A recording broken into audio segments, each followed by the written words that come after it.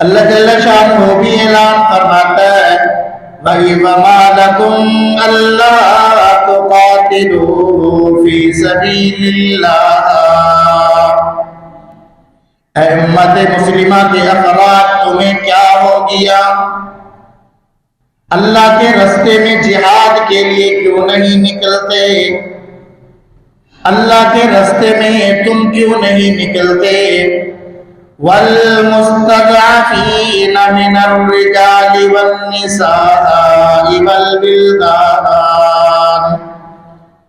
جبکہ کمزور مرد، کمزور عورتیں، کمزور بچے اللہ کی بارگاہ میں التجا کر رہے ہیں، یقولون ربنا اخرجنا من هذه القرية الظالم اهلها، اے ہمارے پروردگار اس ظالم بستی سے ہمیں نکال دیجئے گا۔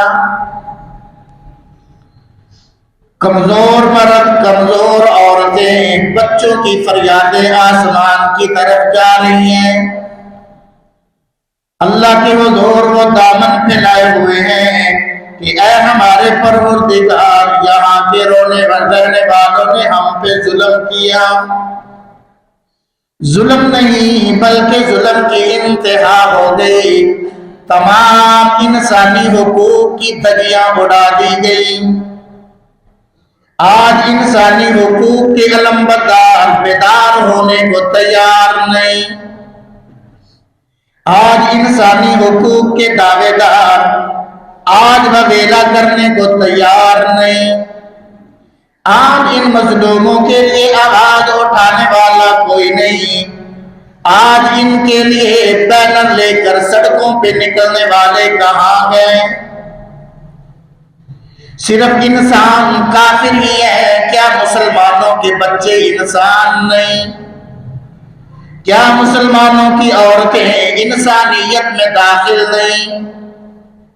کیا مسلمانوں کے مرد انسانیت میں داخل نہیں؟ کیا یہ مسلمان انسانیت سے نکلے ہوئے ہیں؟ آج ان کے لیے انسانی حقوق کی تنظیمیں کہاں سو گئی؟ آج ان کی فریاد ہمیں کیوں سنائی نہیں دیتی؟ 57 ممالک کے حکمرانوں کو آج کیا ہو گیا؟ کوئی بھی مظلوموں کے لیے آواز بلند کرنے کو تیار نہیں، کوئی بھی ان کی آہو بکا پہ لبیک کہنے کو تیار نہیں۔ وہ وقت بھی تھا جب حجاج بن یوسف اپنے ظلم میں مشہور تھا، ایک عورت کی فریاد اس کے کانوں میں پہنچتی ہے، محمد ابن قاسم کو لشکر دے کر وہ روانہ کر دیتا ہے اس کی مدد کے لیے۔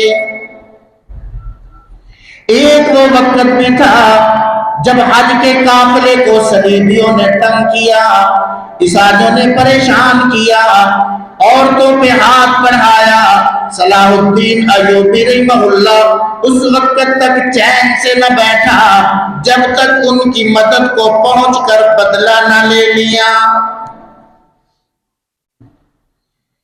وہ وقت بھی تھا جب ایک کی فریاد پر تمام کے تمام لشکر امت مسلمہ کے حرکت میں آ جایا کرتے تھے۔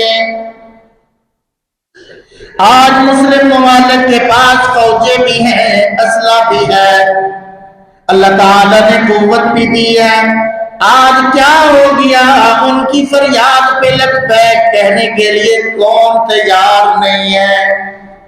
آج ہم کیوں ان کی حمایت کا اعلان نہیں کر رہے جبکہ وہ اللہ کی بارگاہ میں دامن پھیلائے ہوئے ہیں؟ اے ہمارے پروردگار وَاجْعَل لَّنَا مِن لَّدُنكَ وَلِيًّا، اے ہمارے اللہ ہمارے لیے اپنی طرف سے کوئی مدد کرنے والا بھیج دے، کوئی دوست بھیج دے، کوئی حمایتی بھیج دے۔ وَاجْعَل لَّنَا مِن لَّدُنكَ نَصِيرًا، اے اللہ اپنی جانب سے کوئی مدد والا بنا دے۔ آج وہ اللہ سے مدد کی فریاد کر رہے ہیں، کوئی مدد کرنے کو تیار نہیں۔ آج وہ اللہ کی بارگاہ میں اپنے خون کا نذرانہ پیش کرتے ہوئے فریاد کر رہے ہیں، ہم آج اتنا بے حسی کا شکار ہو گئے، ہم آج بھی بیدار ہونے کو تیار نہیں۔ تو آخر وجہ کیا ہے؟ اتنا ظلم ہونے کے باوجود یہ امت مسلمہ بیدار کیوں نہیں ہو رہی؟ آج ہمارے اندر وہ جذبات کیوں نہیں بھڑک رہے جو صحابہ میں بھڑکا کرتے تھے؟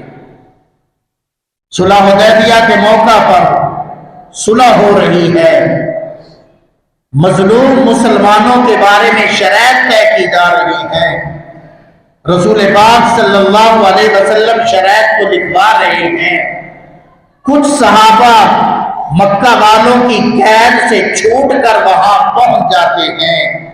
اس وقت صحابہ کے جذبات کیا تھے؟ آپ ذرا تاریخ کے اوراق پلٹ کر تو دیکھیے گا۔ صحابہ اس وقت اپنے ان مظلوم بھائیوں کے لیے کیا جذبات رکھتے تھے، کیا الفاظ ان کی زبان پر آئے تھے؟ ذرا سیرت کا مطالعہ تو کر کے دیکھیے گا۔ آج ہمیں کیا ہو گیا؟ وہ جذبات، وہ آواز، وہ نعرہ آج ہماری زبانوں سے کیوں نہیں نکل رہا؟